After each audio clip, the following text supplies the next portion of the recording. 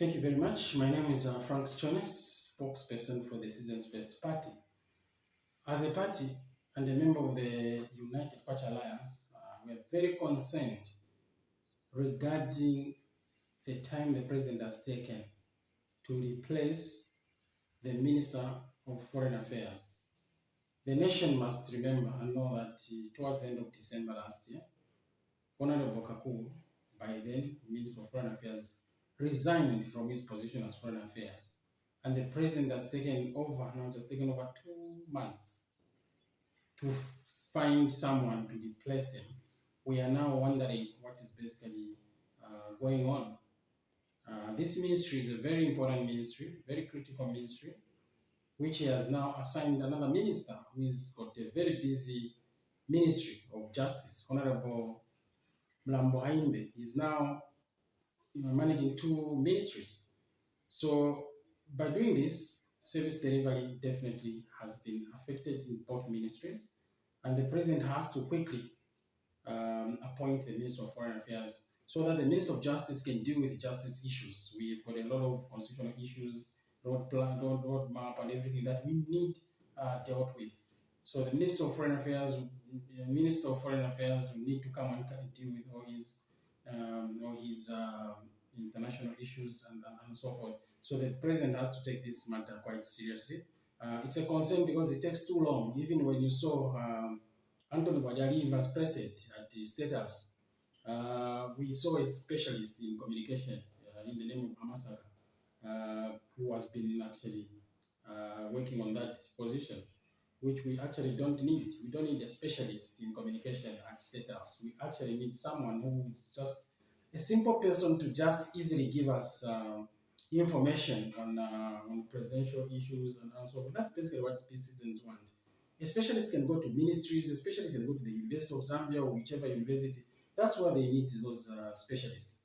So the president has to harmonize and regularize this to call it the office of the press aide, so that Mr. Masaka himself, he can continue that. We're not saying that you appoint another person from another party or whatever to come and take up that position. So the president has to take that into consideration. Now, as we conclude, the president has to know that if you take too long to normalize or to announce something like, in this case, the replacement of Honorable Kakubo, what basically happens now, people start speculating. What is making him delay?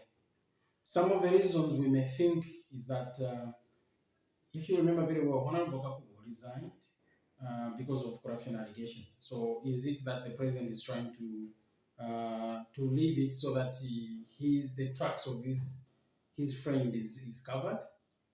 Or is it that maybe Honorable Kakubo is irreplaceable, maybe cannot be replaced?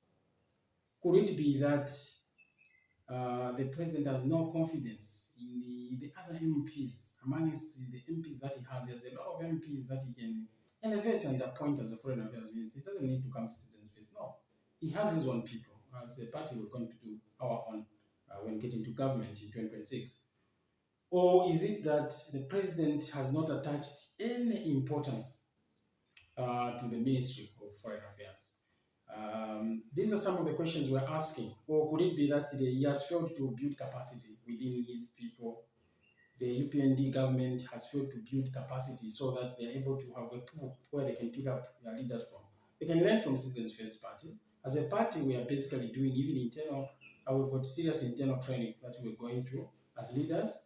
And come 2026, once we form government, it will be very easy for President Hari Kalaba to easily pick anyone, simply because of the fact that we already have the leaders we are trained to lead the nation. And on top of that, apart from just replacing the Minister of Foreign Affairs, the President can consider also doing some cabinet reshuffles. From the time he appointed these ministers, he has not moved them around. Now, what happens is when you don't do cabinet reshuffles, it becomes a bit of a problem because you will support corruption in short. So once the minister overstays, they're able to know the tricks and all this and that. So we need to move them around. If you look at the late President Sata, he was not allowing a minister to be in one ministry and become too familiar with so many things.